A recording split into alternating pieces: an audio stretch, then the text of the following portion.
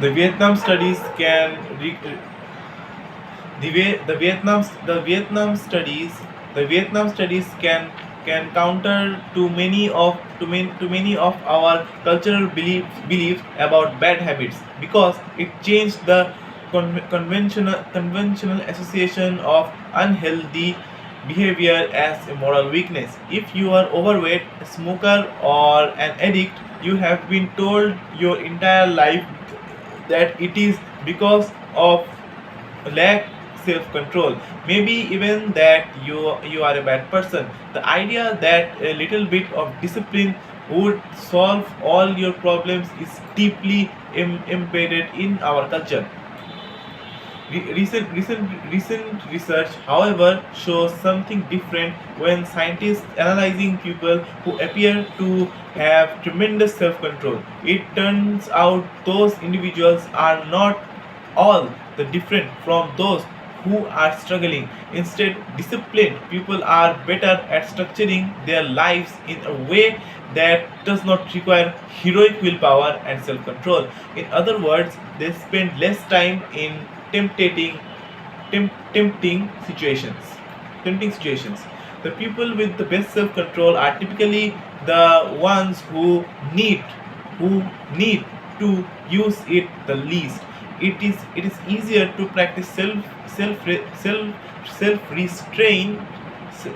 restraint when you don't have to use it very often. So yes, prevents grit and willpower are essential to success, but the way to improve these qualities is not by wishing you were a more disciplined person, but by creating a more disciplined environment.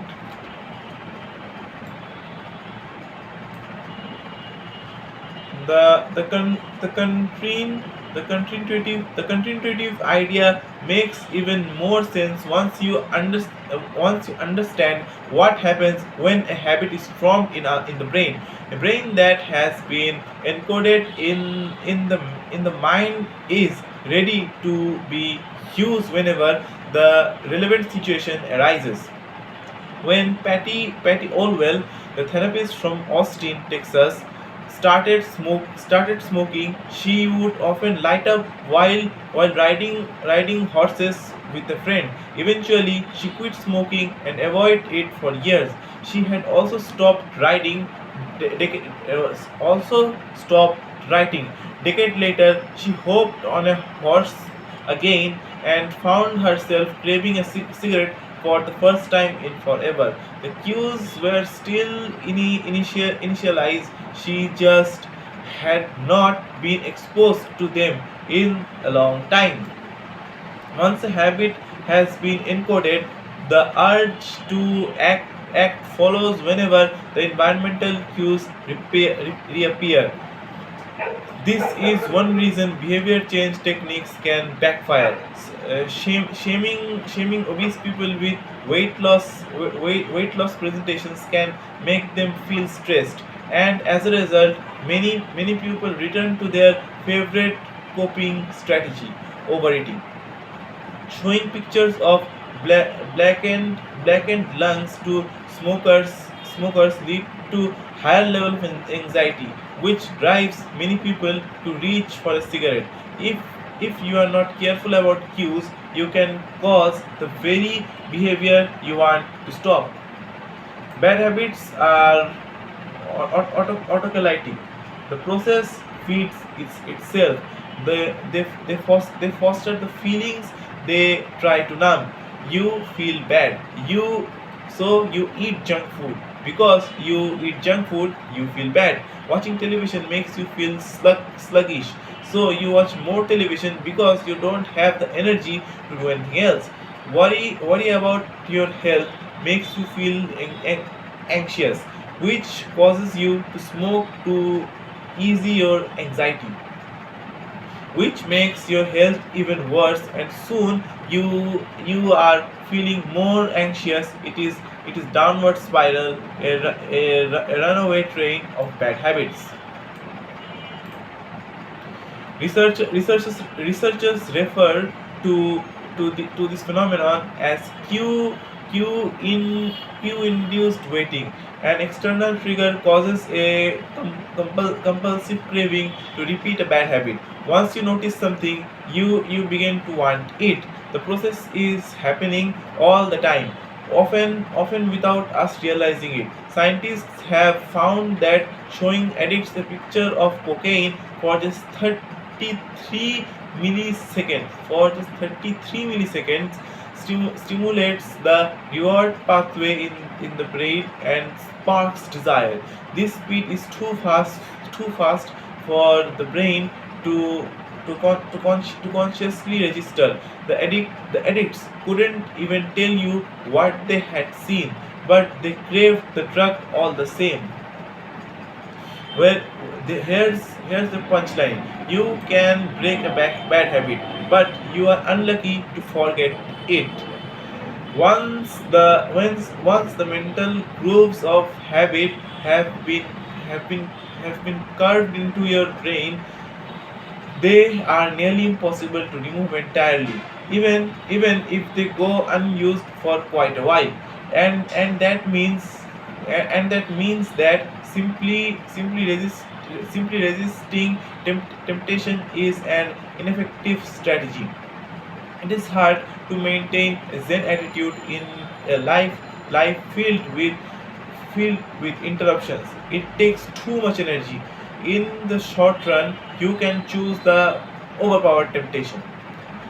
In the long run, we become a product of the environment that we live in. To put it bluntly, I have never seen someone constantly stick to positive habits in a negative environment. A more reliable approach is cut to bad habits off at the source. One of the most practical ways to eliminate a bad habit is reduce exposure to the cues that causes. If you can't seem to get any work done, leave your phone in another room for a few hours. If you are continually feeling like you are not enough, stop following social media accounts that trigger jealousy and envy. If you are wasting too much time watching television, move the television out of the bedroom.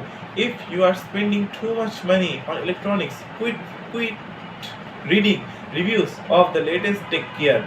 If you are playing too many video games, unplug the console and put it closed after each use. This practice is this practice is an inversion of the first law of behavior change. Rather than make it obvious, you can make it invisible. I'm often surprised by how effective simple changes like this can be. Remove a single cue, the entire habit often fades away. Self control is a short term strategy, not a long term strategy. If you be able to resist temptation once or twice, but it's unlikely can you can master the willpower to override your desires every time. I- instead of summoning a new dose of willpower whenever you want to do the right thing, your energy would be better spent optimizing your environment. This is the secret to self-control. Make the cues of your goals have good habits obvious and the cues of your bad habits invisible. Chapter summary. The invention of first law of behavior change is make it invisible. Once a habit formed, it is unlikely to be forgotten. People with high self-control tend to spend less time in tempting situations. It is easier to avoid temptation than resist it. One of the most practical ways to eliminate a bad habit is to reduce exposure to the cue that causes it. Self control is a short term strategy, not a long term one. Then, how to create a good habit? First law, make it obvious. Fill out habit scorecard, write down your current habits to become aware of them. Use intention inten, im- use implementation intentions. I will behavior at time in location. Use habit stacking. After current habit, I will new habit.